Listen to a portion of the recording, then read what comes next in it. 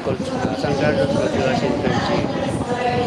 Nag-attend kami na sa 21 assembly meeting sa Pico.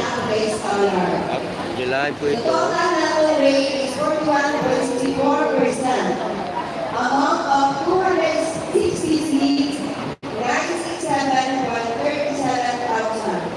BPR allocation. So, ang allocation is 58.36%. Amount of 913,285,73. Overall, the allocation for 2026. So, mula ng dito, sunod-tuloy, mangutang sa tanan, araw na po, approve na po ang DPR. So, dividend rate, busaka na nini, basta mangutang ta, 8%. Ayaw na nang lalagdag, kapag regular loan. Then, an amount of 693.84 million. Ang target next year. Then, tax rate, refund, 16%. So, karon 14%. Wala ang regular. Consolidated capital outlay for 2026 as follows. Total property and equipment, 118 billion. Intangible asset is 50.27 billion. Well, the gross capital outlay for 2026 as follows. Total property and equipment is 42.23 billion. Plans and budget for other activities for the year 2026. Nakita sa pages 17 to 71. Social development, Mugayta of 93.77 million. Community Development Fund, 49.50 million. Gender and Development, 2.8 million. Madam Chair, I move to approve and consolidate operating budget and capital outlay for 2026.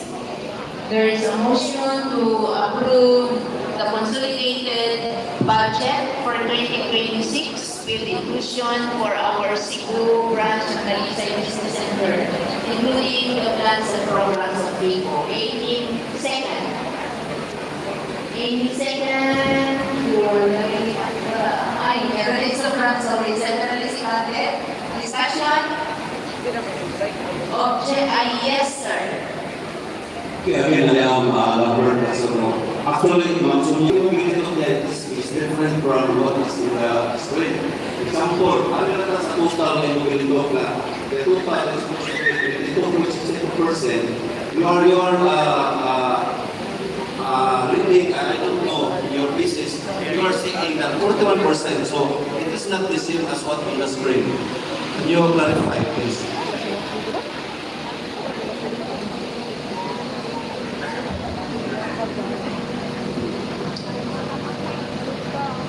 Engineer, may kumuntan.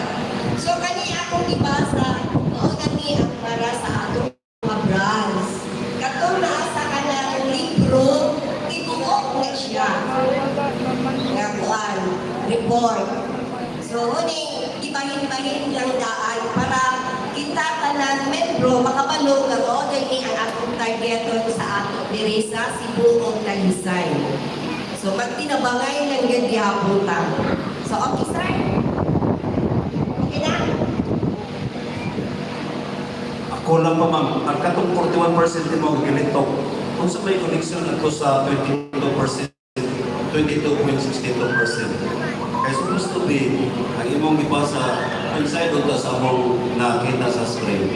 Sa total, kaning 41.64% overall surplus distribution for 2026.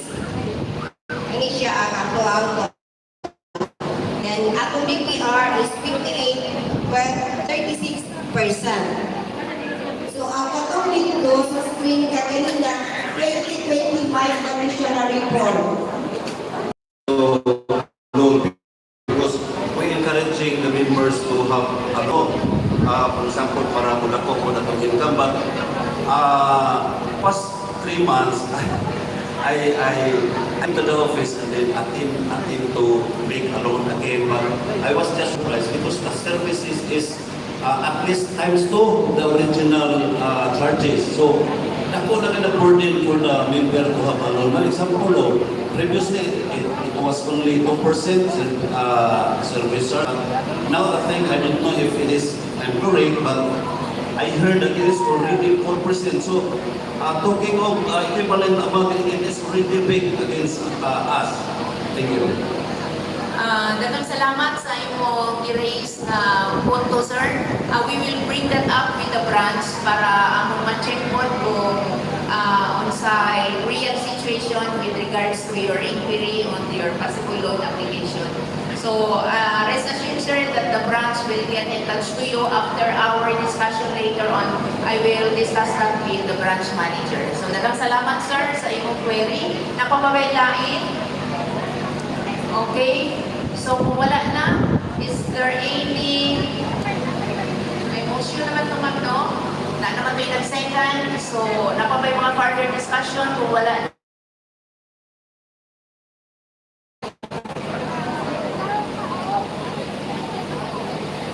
Yes, sir. Okay, sir.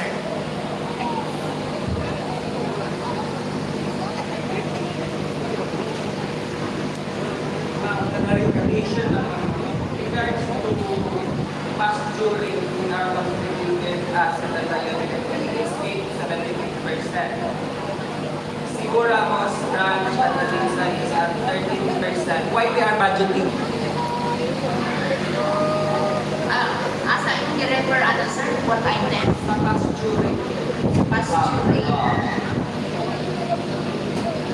So sa consolidated is 8.73%. But in our branch, Cebu, Ramos, and Lanisay is at 13%. Why is it higher? Sir, ako siyang nakakita, kita po sa video na sa sila. Naman sa tuwing na carry out na siya, sir, when we consolidate all the branches, meaning na yung mga branches mauubos silang pasture na muyuban na video taas. So, ako kibasihan po, dili sa kahit objective po lang project sa atong pasture by branches based on sa performance sa branch.